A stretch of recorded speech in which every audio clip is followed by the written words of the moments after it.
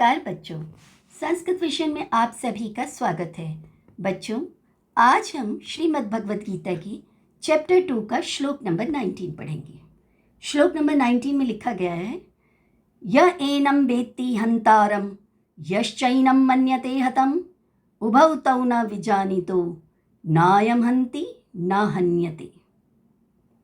श्लोक का अर्थ क्या है बच्चों? श्लोक का अर्थ है कि जो इस आत्मा को हत्यारा मानता है, हत्यारा होता है जो किसी का हत्या करता है, ठीक है,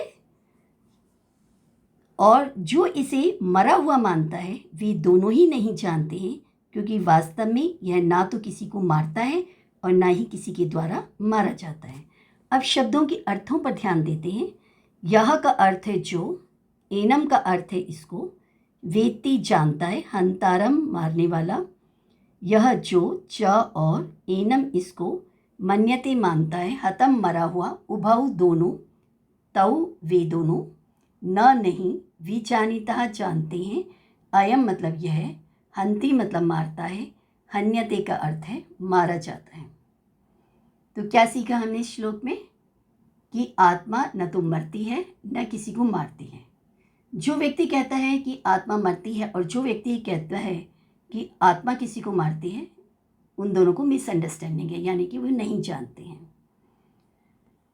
एक्चुअली ना तो ये मरती है ना ही किसी के द्वारा मारी जाती है। अब हम देखते हैं बच्चों श्लोक की फर्स्ट लाइन का फर्स्ट वर्ड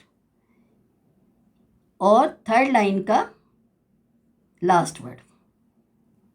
जो आपने शब्दार्थ देखे उनमें देखा विसर्ग लगा हुआ है,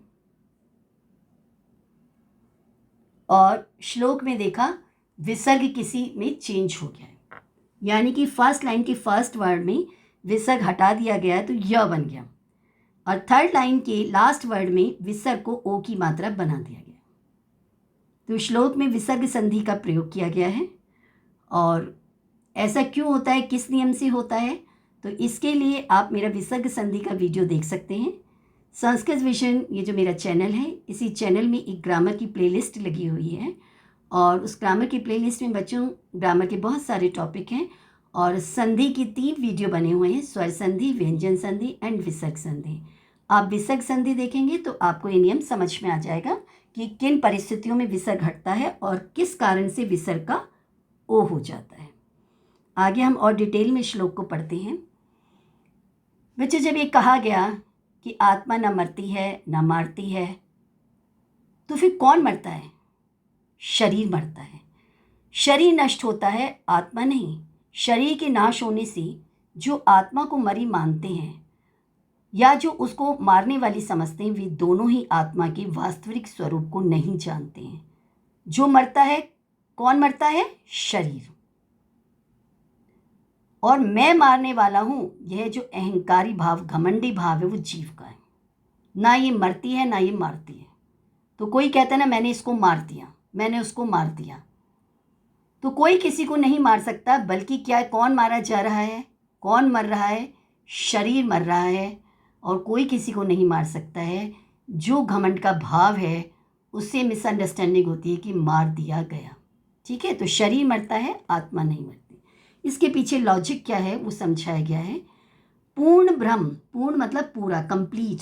भगवान अपने आप में पूर्ण है, ठीक है। उन्हें किसी के सहारे की जरूरत नहीं है, वो सबको सहारा देते हैं, अपने आप में कंप्लीट हैं, फुल एनर्जेटिक हैं और सभी सुख सुविधाओं से पूर्ण हैं। ब्रह्म है, और ब्रह्म से हमारा अभिन्न संबंध है। अभिन्न होता है क्लोज टू हार्ट, मतलब एकदम क्लोज होना। भिन्न होता है अलग होना, और अभिन्न होता है एकदम हार्ट टू क्लोज। तो ब्रह्म से हमारा अभिन्न संबंध है, तो हम आत्मा हैं और हमारा मरण नहीं होता है। जीव मरता नहीं है, क्योंकि जीवात्मा जो है उसका परमात्मा से कनेक्शन है, और जो परमात्मा है वो बहुत दयालु है, वो तो कभी किसी को मारते ही नहीं है, तो वह किसी को नहीं मारता है। और जो ये कहते हैं कि आत्मा मरती है, परमात्मा किसी को मारता है, तो वे दोनों ही अज्ञानी हैं।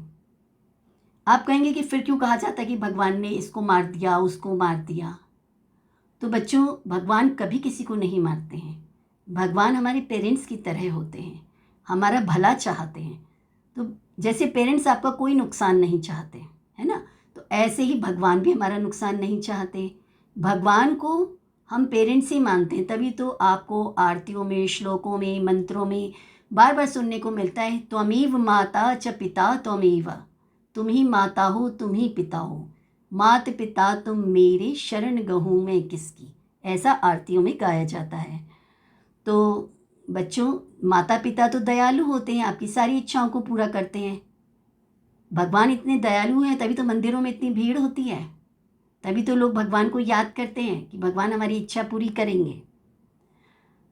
तो बच्चों ध्यान रखिएगा, आत्मा ना किसी को मारती है ना मरती है, यह नाश करने वाला भी नहीं है और नष्ट होने वाला भी नहीं है।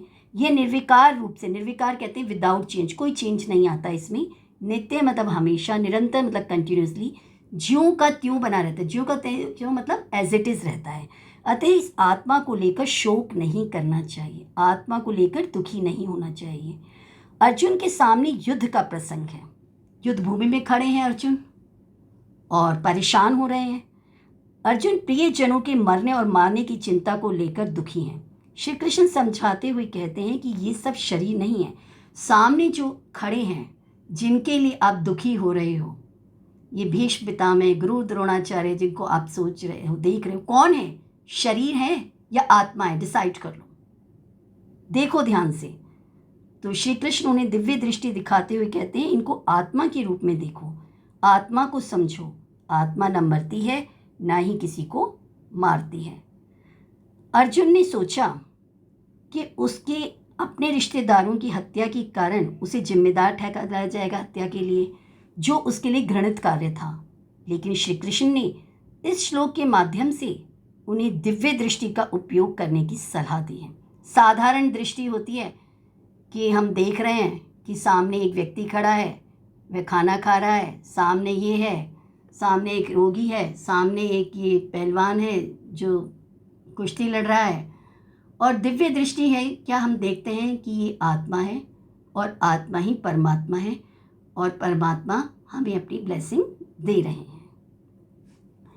तो वो कहते हैं इनको देखो, ध्यान से देखो, तो उनकी दिव्य दृष्टि देख रहे हैं, असाधारण दृष्टि जो है, अलौकिक दृष्टि जिसको हम कहते हैं। तो ध्यान से देखने के लिए कह रहे हैं कि अपनी अर्जुन की आंखें खोल रहे हैं कि अर्जुन तुम ध्यान से देखो, तुम क्या करने आए हो और क्या कर रहे हो। इस श्लोक के माध्यम से दिव्य दृष्टि का उपयोग करने की सलाह दी।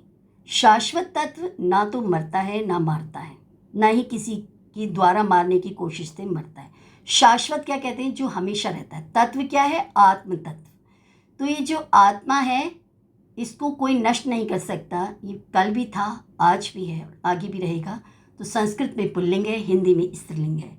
भगवान यहाँ अर्जुन को दिव्य दृष्टि से देखने के लिए कहते हैं कि हे अर्जुन, जो कोई ये समझ रहा है कि आत्मा एक वस्तु है जिसे मारा जा सकता है और जो हत्यारा हो सकता है, वे अपनी समझ में गलत हैं।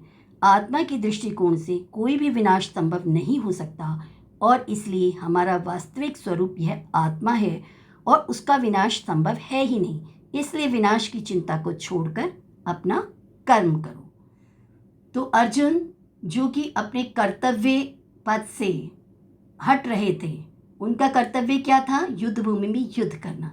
लेकिन सामने गुरु द्रोणाचार्य को देखकर, भीष्म पितामह को देखकर, कृपाचार्य को देखकर वो परेशान हो गए कि मुझे इनसे युद्ध करना होगा, इनके आगे हथियार उठाने होंगे, ये नष्ट हो जाएंगे, मुझे हत्या का पाप लगेगा। तो कृष्ण ये समझा रहे हैं कि तुम कर्म करो, फल की चिंता मत करो। इसीलिए गीता में श्री कृष्ण ने कहा है, कर्मण्येवाधिकारस्ते मा फलेषु कदाचन। हे अर्जुन, तुम केवल कर्म करो, फल को मत सोचो। बच्चों, हमें हमेशा कर्म पथ की ओर चलना चाहिए। जो हमारा कर्म है वो हमें करना है, ठीक है बच्चों। जीवन में कभी भी कोई समस्या आ जाए तो समस्या से घबराना नहीं है, बल्कि उस समय जो हमारा कर्तव्य है उसे पूरे साहस से, धैर्य से हमें करना है। यही गीता हमें समझाती है। तो बच्चों, कैसा लगा मेरा ये वीडियो आपको? अगर मेरा वीडियो आपको अच्छा लगा हो तो इसे प्लीज़ अधिक से अधिक लाइक शेयर और सब्सक्राइब कीजिएगा। Thank you.